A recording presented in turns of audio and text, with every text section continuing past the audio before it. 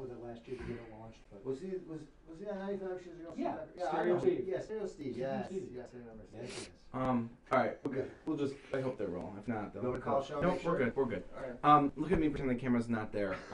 I'll just have your initial reaction. 18 days of the New York State Fair. How does that make the director feel? You know, when 13 isn't enough, 18 is the next best answer. You know what I mean? I think it's really adding to the length of the fair. Then we'll be able to draw more people. It's kind of fitting with the governor's theme of, if I'm putting all this money into the facility, you better make it work. And part of that is drawing people here, whether it's the fair and non-fair. And really, when you look at we're the 9th largest fair exhibition in the country. When you look at the 8 ahead of us, only one of them is less.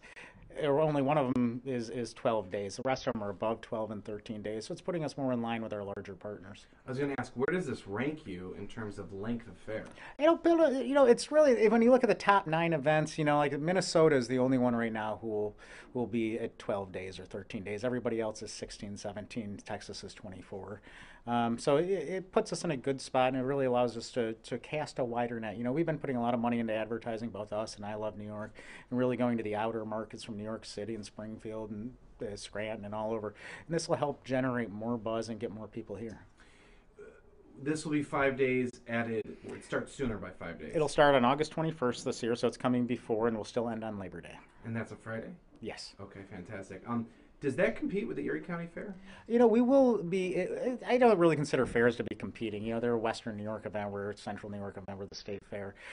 We will be taking place over the final weekend, but I don't think it's going to affect their numbers. And I don't think, we still draw a lot of people out of Erie County, but they generally come after the Erie County Fair ends. Are there any vendors that this might be a complication for? Any vendors that will be at that fair? We have vendors coming from all over the country. We have a lot of local vendors. We have vendors coming out of the Wisconsin State Fair, out of the Indiana State Fair. We do have vendors who come out of Erie County.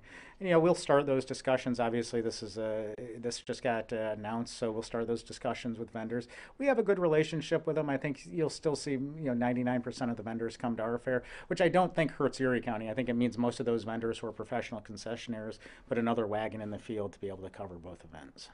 Do you almost see this as a way for some of these vendors maybe to expand their own business? Oh, absolutely. When you talk to vendors, and we've talked to a few so far, they're excited about an 18-day fair, in part because, especially the folks who travel from fair to fair, site to site, this gives them an extended length of time in one space, so they're not just picking up after 13 days and moving on to the next one. So there's a money-making opportunity in it for them.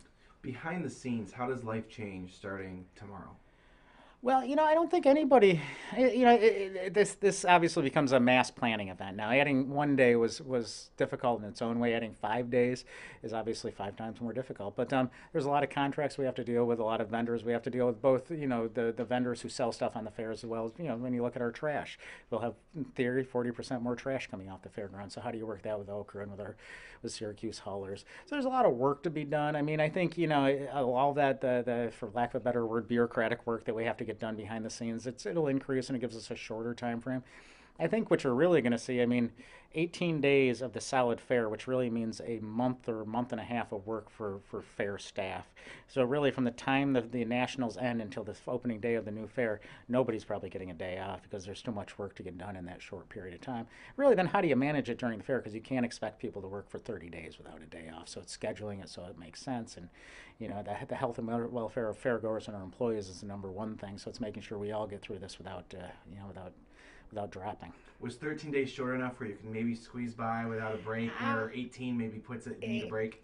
Oh yeah, 13 you could squeeze by, but the problem now is, between the 5 extra days, and it's not a problem. It's just, how do you manage it? Between the 5 extra days, as well as the setup time, which will begin much earlier, it's just making sure people are taking care of themselves.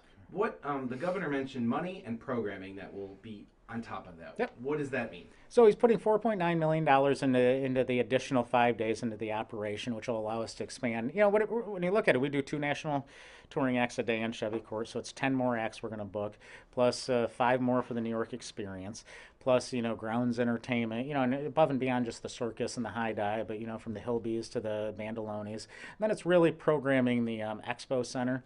And a lot of that's going to be, our focus this year, I think, is going to be a motor show, and highlight everything from concept cars to exotics to, just the new lineups of each of the manufacturers, create a ride and drive so people can really enjoy the cars and see how they experience, and really highlight it in the expo building. Because Yeah, we're a car community at the end of the day in upstate New York, and people like cars. That's why the Nationals does well in a lot of car shows. So we're going to highlight that, and it's just programming throughout the grounds. You know, the Midway's on board for the 18 days.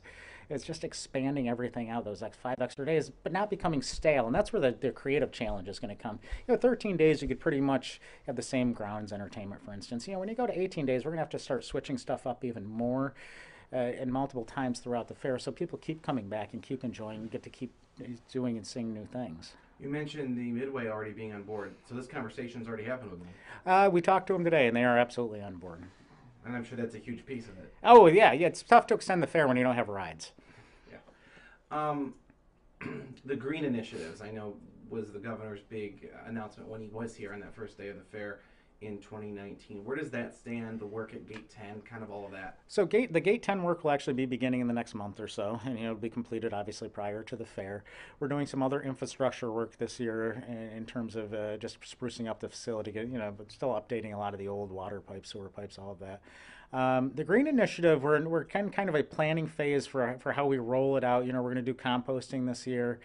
And part of it is really to begin the process of reducing waste on the fairgrounds. And the other part of it is, working with our partners, whether it's at New York Power Authority and some other places, to really start implementing over the next 2 years, the solar assets, the wind assets, really begin, the process of taking us off the grid.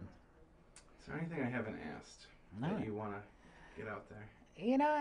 No, I think we're good, actually. Okay. I feel like I should be asking really hard questions, but I don't know if we're even there yet. Like, I don't know. This is what it is. Dave, can you think of any good hard-hitting questions? Yeah, what's your conflict of interest?